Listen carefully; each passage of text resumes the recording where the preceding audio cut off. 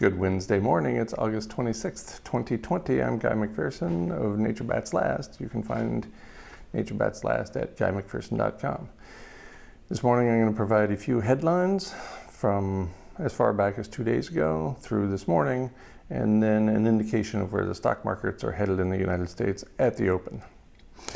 All right, we'll start with a headline from yesterday at Barron's. The Dow has a confidence problem. Well, imagine that. The Dow has a confidence problem. I wonder why that could be. Oh, here's a headline from this morning at Bloomberg that might give a clue. Why a historic eviction wave is bearing down on U.S. Could it be that the Dow has a confidence problem because so many people are out of jobs right now? Could it be that the Dow has a confidence problem because nobody's able to pay their rent or their mortgage because they don't have a job? Could it be that being in the midst of a pandemic actually has economic consequences? Let's think about that for a minute. As Fed's Esther George sees risks building of double-dip recession, that from CNBC this morning. Yes, Kansas City Fed President Esther George told CNBC she has concerns about a double-dip recession should the coronavirus see a resurgence. Oh, you mean like a second wave or maybe a third wave, as with every previous pandemic documented in history? Yeah, maybe that could be problematic. Or is she talking about the double dip? I bet she's talking about this double dip, the Great Depression from the late 1920s through the mid-1930s in the United States. And now the second dip comes along 80 years later. Maybe that's what she's talking about, because I think that's a very realistic assessment of where we're at.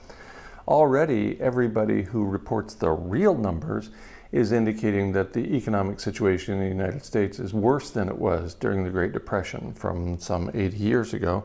So maybe that's what she's talking about.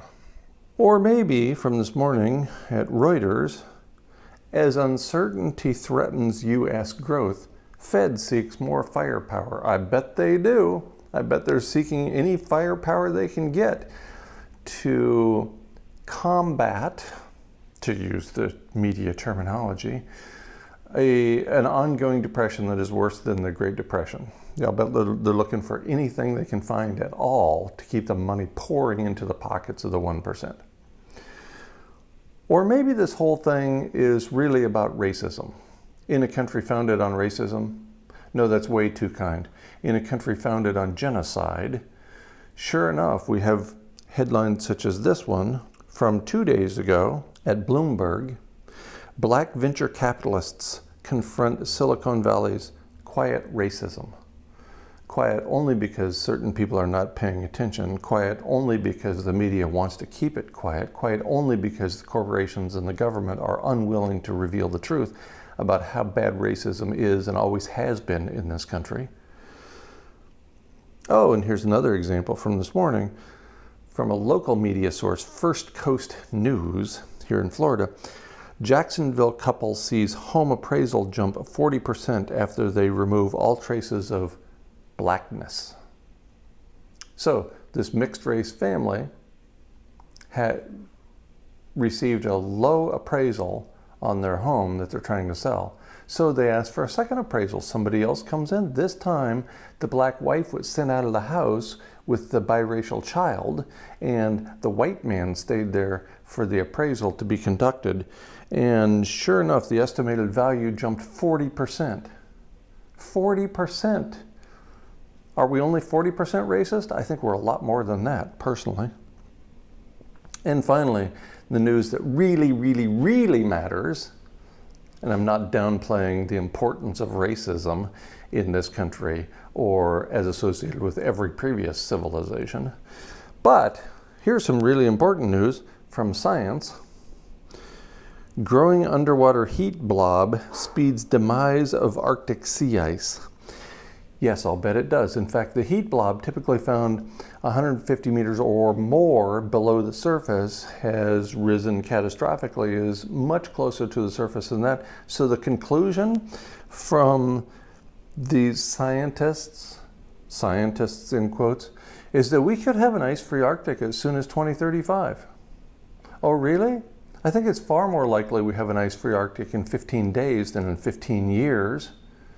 Maybe these people are downplaying the importance of the ongoing planetary crisis so they can retain their privilege. Maybe. Or maybe I'm just a paranoid conspiracy theorist, as many people have pointed out to me.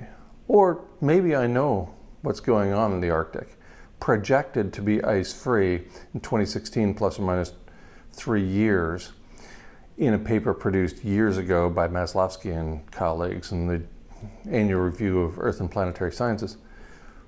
So they were off by a year.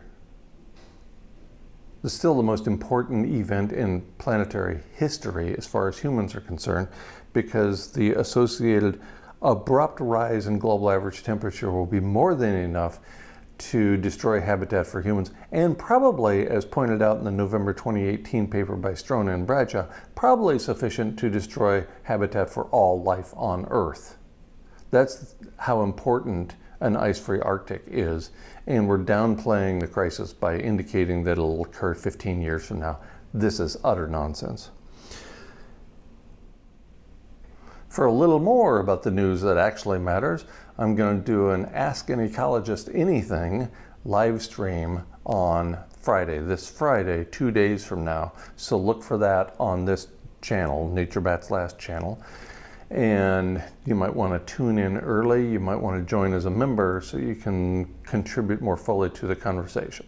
Okay, where we're at is the stock market's open in the United States, considering the 30-minute lag before I receive the information after the stock market opens. Here we are, 9:30 in the morning. Here we are, 9:30 in the morning. The Yorkies are very concerned about the economy. You can tell that. So they're barking the alarm as loud as they can. And sure enough, the Dow Jones is down slightly this morning at the open. The NASDAQ and S&P 500 are, wait, what? Skyrocketing upward? Does anybody listen to anything I say? This is insane.